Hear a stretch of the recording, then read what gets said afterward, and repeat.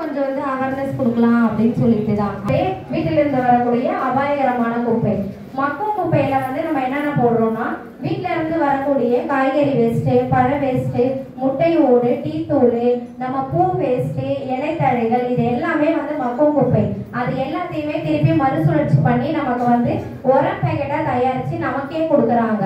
நீங்க வர டிரைவர் வராங்க, அதுக்கு வந்து அந்த உரத்தை வந்து பயன்படுத்திக்கலாம். அடுத்ததான் வந்து மக்காத குப்பை.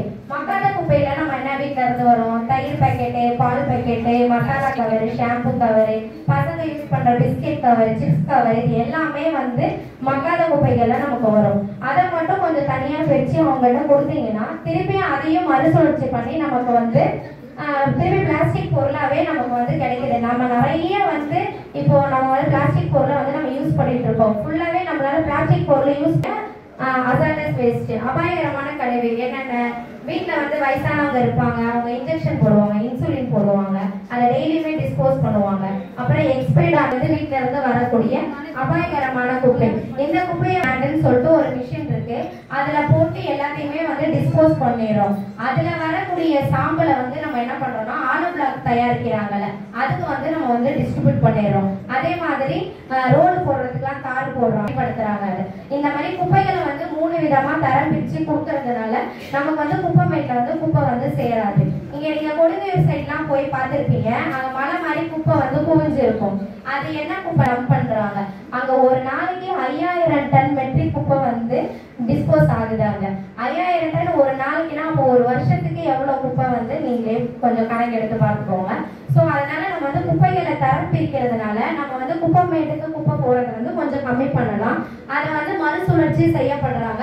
திருப்பி அதை வந்து மறு பயன்பாட்டிற்கு நம்ம வந்து யூஸ் பண்ணிக்கிட்டு இருக்கோம். அதை எப்போ ஏன்னா வந்து மக்கும் குப்பையிலேருந்து உரம் வந்து இது ரீயூஸ் பண்ணிக்கிட்டு இருக்கோம். மக்காத குப்பையிலேருந்து ஏதோ ஒரு பிளாஸ்டிக் பொருளை நம்ம பயன்படுத்திக்கிட்டு இருக்கோம். அபாயகரமான குப்பையிலேருந்து வர சாம்பலை வந்து நம்ம ஆலோ பிளாக் கல்ல யூஸ் பண்ணிட்டு இருக்கோம். ஸோ அதனால நம்ம யூஸ் பண்றதுனால குப்பைகளை வந்து தரம் பிரிச்சு கொடுங்க அப்படின்னு சொல்லிட்டு கேட்கிறோம். இப்போ அடுத்தது உங்க சைட்ல இருந்து அப்ப நீங்க ஒரு 3 டப்பா தர வேண்டியதானே, கரெக்டா? நீங்க எல்லாருமே லேடிஸ் என்னன்னு போட்டு வாங்கி தருவோம். ஆனா ஒரு வீட்டுக்கு கொடுக்கறது வந்து சாத்தியமே இல்லை. வந்து கேளுங்க, நாங்க கண்டிப்பா வந்து பிஓபி பின்ஸ் இந்த மாதிரி பெரிய பெரிய பின்ஸ் வந்து 3 டஸ்ட்பின் வந்து கண்டிப்பா நாங்க வந்து தரோம். சரிங்களா? உங்க கொடுங்க. அதுக்கப்புறம் வெளியில பொது இடங்களை எங்கேயுமே போட்டுறாதீங்க. சப்போஸ் உங்களுக்கு எமர்ஜென்சி எங்கேயாவது வெளியில போகணும்னா டஸ்ட்பின்ஸ் அங்கங்க வச்சிருக்கோம் பெரிய பெரிய. நம்மளால முடிஞ்ச சப்போர்ட் வந்து குப்பைகளை தர. நான் வந்து ரொம்ப 3 டஸ்ட்பின் வச்சு கண்டிப்பா பிரிச்சே கொடுத்தாகணும் அப்படிலாம் சொல்ல.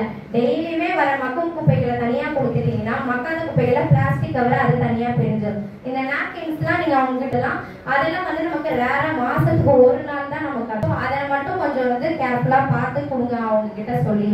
சப்போஸ் வந்து இப்போ உங்களுக்கு வந்து வண்டி வரல ஏதாச்சும் இஷ்யூனா இப்போ நாங்கள் வந்து பேம்ப்ளெட் இஷ்யூ பண்றோம். அதில் வந்து ஒரு டோல் ஃப்ரீ நம்பர் இருக்கு. இந்த நம்பருக்கு யாருமே கால் பண்ணிருக்க மாட்டீங்கன்னு நான் நினைக்கிறேன். சப்போஸ் வந்து பண்ணிருந்து அவங்க வந்து கம்ப்ளைண்ட் வந்து கண்டிப்பா ரேஸ் பண்ணுவாங்க. இது வந்து அவங்க மேல ஆக்ஷன் எடுப்பாங்க.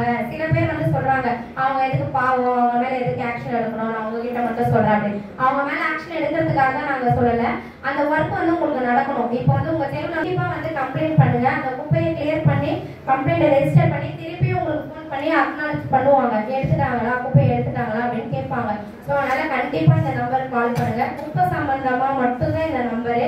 மற்ற எதுக்காச்சும் உங்களுக்கு நம்பர் தேவைப்பட்டது, இப்போ ஸ்ட்ரீட் லைட் எரியல இல்ல நாய், அது வந்து கார்பரேஷனோட நம்பர் 1913 நோட் பண்ணிக்கோங்க.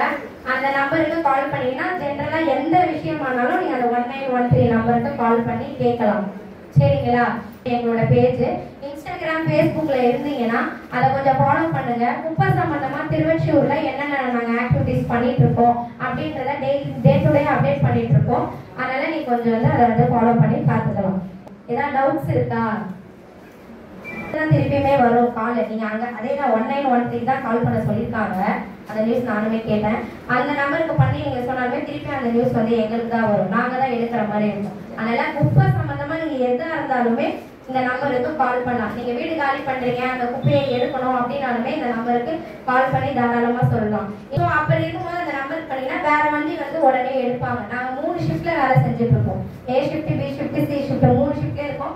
அந்த வண்டியை கண்டிப்பா அனுப்பி எடுப்பாங்க.